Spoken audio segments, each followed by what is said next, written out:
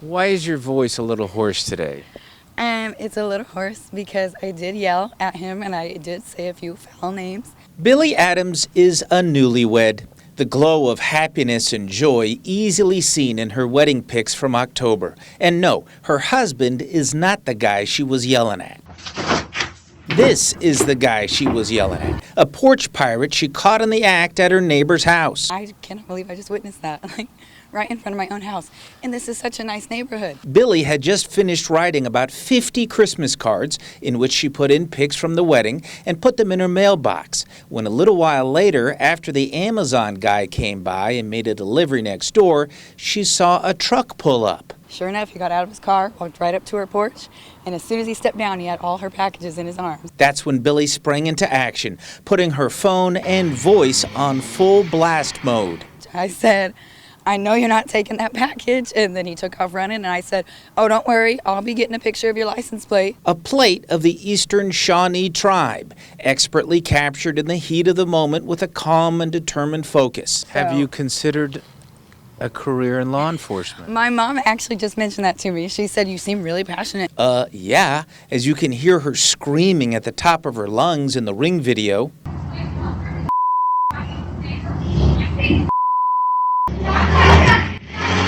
You are gutsy. And I don't know what took over me, but it was the adrenaline. I was just so mad. And anger made even worse when she realized... And that's when I realized he had also gotten in my mailbox and taken all of my Christmas cards out that I just put in there. All those expressions of love stolen by a couple of Grinches. But here's a quick substitute for her friends and family. She thanks you for coming to the wedding. She loves you. And P.S., she's tough as nails. People like that need to be called out. They need to be caught because it's not going to stop unless they do.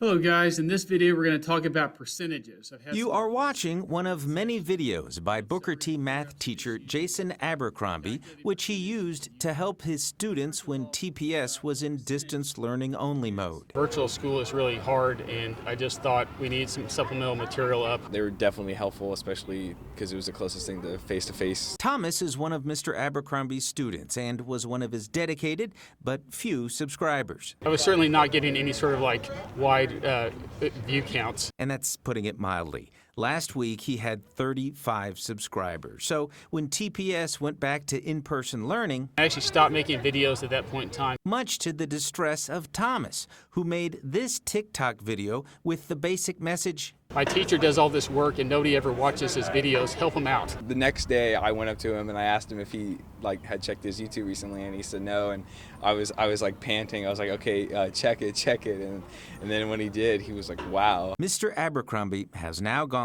from 35 subscribers to 188,000.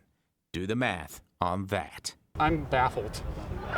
I'm truly baffled. And the number of views on that TikTok video has I think 6.5 million? Yeah. It's ridiculous. No, yeah, it certainly is. I can't even believe it, and it's been a week. So now Mr. Abercrombie is making math videos again, this time with subscribers around the world. Cambodia, Philippines are big, a lot of Eastern Europe countries. It can be really hard to quantify the impact of a great teacher. But if anyone ever comes up with an equation for it, this is really X plus 9. You can bet Mr. Abercrombie will be the value of X. I don't know where it's going to go, but it's just become really fun and really uplifting to just have that much engagement. To think that a math teacher in Oklahoma can get famous is crazy. Burt Mummolo, News Channel 8. You can call it a coincidence, if you'd like, that the location of the highway sign structure that a man in distress chose to camp out on for most of the day just happens to be right next to that giant cross which is lit up during the holidays. I stood over here and prayed for 15 minutes when I first got here, and then my son says, look over there, Dad, there's a cross right behind him. We first saw Rick Jewell from across the street. He came to the scene out of concern, standing next to the railroad tracks, looking up at the guy above. And as a whole, as Oklahoma, we ought to just pray for this man's safety and that, we can find him the help he needs, because obviously he needs something. I just hope you don't jump, man. Trey Jackson was there too. Everyone worried, wondering what, if anything else, could be done as the man entered his 6th hour up on the structure. I'd like to get up there and talk to him is what I'd really like to do, but What would you say to him?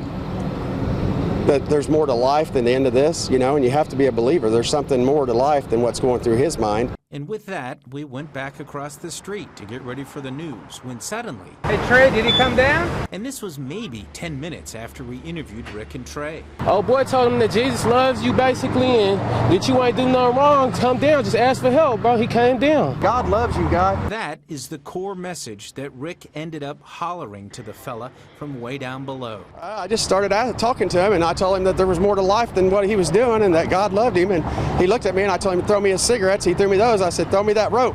He threw me that rope, and I said, now get down from there. I said, they're going to help you. He headed down. Simple. It's crazy. But I also told you what I did for 15 minutes before you showed up. I was praying. So that had a lot to do with it, I'm sure. A confluence of events. A man in distress, a well-placed cross, an inspired do-gooder intervening for a troubled soul, and a final message to the masses for action. I think as a state of a whole, we need to find something for mental illness for people and have more resources. Burt Mummolo, News Channel 8.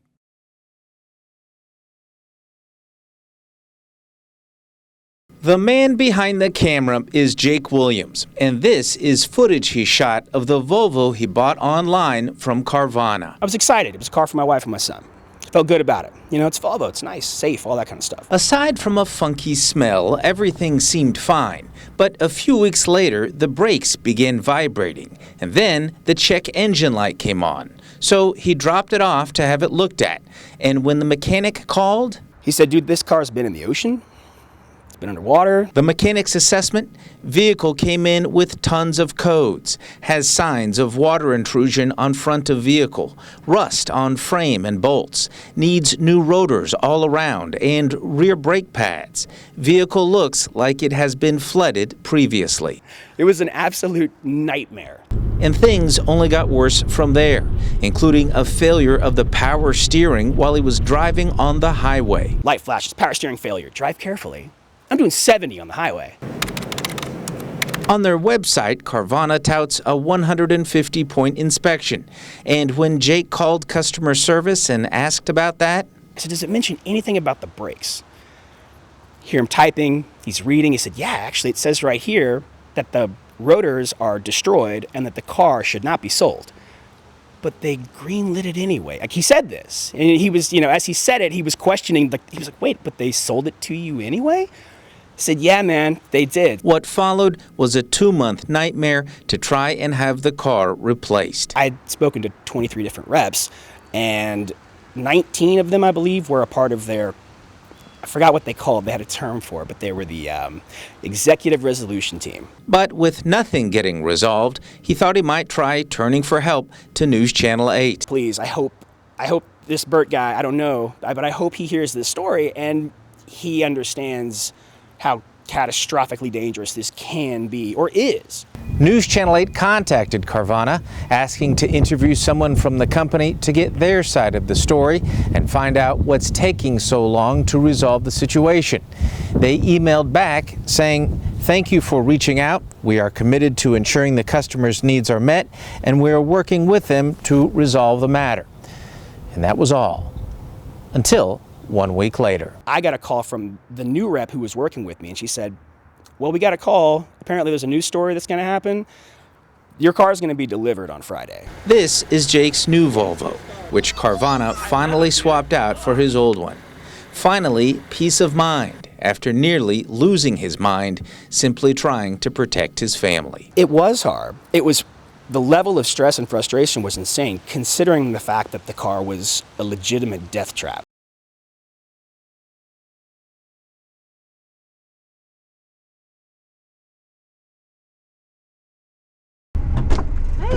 Hey! Picking up my mom to go get her COVID shot brought a sigh of relief, followed by a short burst of panic when I realized that since I was using my phone to shoot this story, I couldn't also use it for directions, which means we'd need her phone to tell us how to get there. I don't lose my little thing because I didn't print it. Do you know how to, do you talk to your phone? No! No, I can't talk to. It's an Android. Okay. Once we got that figured out, we were on the road to Sapulpa. Vaccine parking here. That was very good, especially for older people. Here's the strategy we used to get an appointment. We started following as many health department Facebook pages as we could. As soon as one of the health departments gets a batch, they post it online, which is what happened here. I saw it said Tulsa. It's got 2,600 doses. I said, Mom, do you have your appointment yet? And you said, No, I don't. all right, let's do it right now. Boom, we got online. We got you signed up. Within about an hour, all of those doses had been spoken for. My best advice is to someone my age or older, and you can't work your phone or your computer that well, get someone younger. Yeah. And they can do it in a snap. Yeah. And you won't be frustrated. Everything else is gravy. The locations are well marked. The check-in process was smooth. Maureen? Yeah. Gotcha. Once inside, you fill out some paperwork, then roll up your sleeve and get the shot. Then they watch you for a few minutes to make sure you don't have a reaction. Are you having any allergic reaction? No. Because I know you've told me you're allergic to stupid, and if you're around me too long, you break out in rashes. Well, since I knew I was going to be riding with you, I took extra tablets to get over that. Yeah, That's what I thought. And that's it, till 3 weeks and dose number 2. Until then, Did you eat lunch? No, I haven't. Oh, well, let's get some to eat. Burt Mummolo and Mom, News Channel 8.